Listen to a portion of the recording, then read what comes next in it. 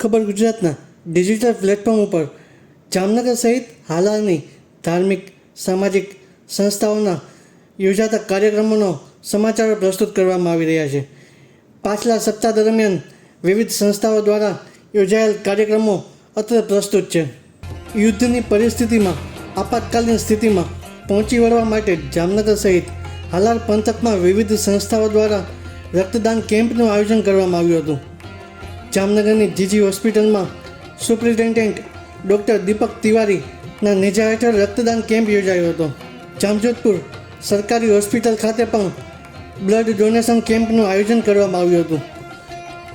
આ તકે પૂર્વ મંત્રી ચિમનભાઈ સાપરિયા સહિતના અગ્રણીઓ ઉપસ્થિત રહ્યા હતા અને 86 બોટલ રક્ત એકત્ર કરવામાં આવ્યું હતું.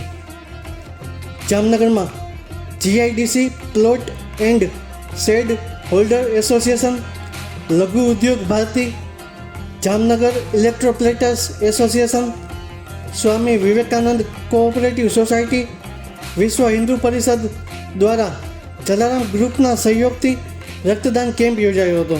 ભાણવડમાં ભાણવડ ડૉક્ટર એસોસિએશન, સંકલ્પ ગ્રુપ અને નગરપાલિકા તથા ભાણવડના આરોગ્ય વિભાગના સંયુક્ત ઉપક્રમે રક્તદાન કેમ્પનું આયોજન કરાયું હતું, જેમાં 100 યુનિટ રક્ત એકત્ર કરવામાં આવ્યું હતું.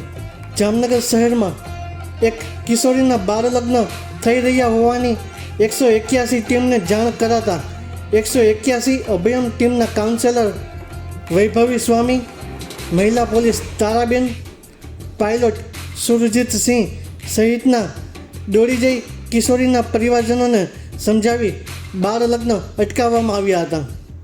તાજેતરમાં થયેલા કમોસમી વરસાદને કારણે ખેડૂતોના પાકને નુકસાની પહોંચી હતી.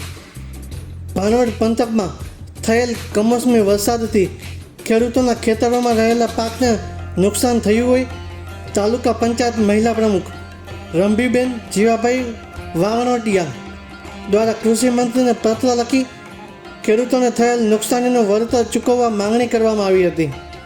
વિશ્વ શાંતિ અને માનવતાવાદી સેવાના ઉદ્દેશથી શરૂ થયેલી રેડ ક્રોસ સંસ્થા દ્વારા તારીખ 8 મેના વિશ્વ રેડ ક્રોસ દિવસ તરીકે ઉજવવામાં આવે છે, જેની ઉજવણીના ભાગરૂપે Indian red cross society Gujarat રાજ્ય શાખા દ્વારા રેડ ક્રોસ પ્રવૃત્તિઓને ઉજાગર કરતો રેડ ક્રોસ રથ જામનગર પહોંચ્યો હતો.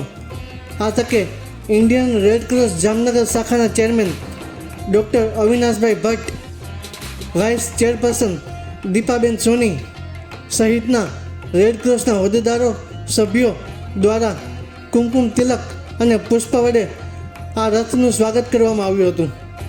ભારત પાકિસ્તાન વચ્ચેની તણાવભરી પરિસ્થિતિને લઈ દરેક ભારતીય સુરક્ષિત રહે અને સેનાના જવાનો ભારતીયોની સુરક્ષા માટે લડી રહ્યા છે, ત્યારે અમદાવાદના પરમ વૈષ્ણવ જય ભોલે ગ્રુપના દીપેશભાઈ પટેલ અને ગ્રુપના સભ્યો દ્વારા ભગવાન દ્વારકાધીશને પંચ ધાતુમાંથી બનાવવામાં આવેલ ગરુડ ઘંટ અર્પણ કરવામાં આવ્યો હતો.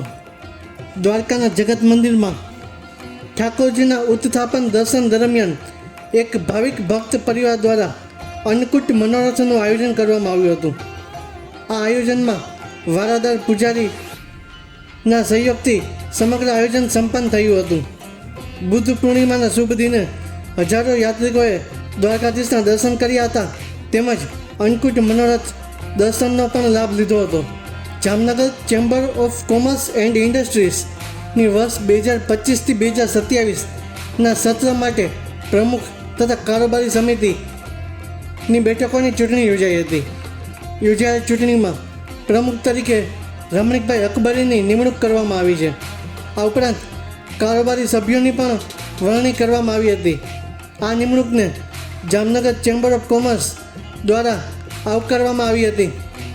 જામનગરની જાણીતી ડિલાઇટ ક્લબ બહેનો માટે અવનવા કાર્યક્રમો લઈને આવે છે, ત્યારે આ વખતે ડિલાઇટ કાર્નિવલ 2025નું આયોજન કરવામાં આવ્યું હતું, જેમાં 76થી વધુ સ્ટોલ ધારકોને પોતાની કુશળતા દ્વારા બિઝનેસ કરવાની તક મળી હતી.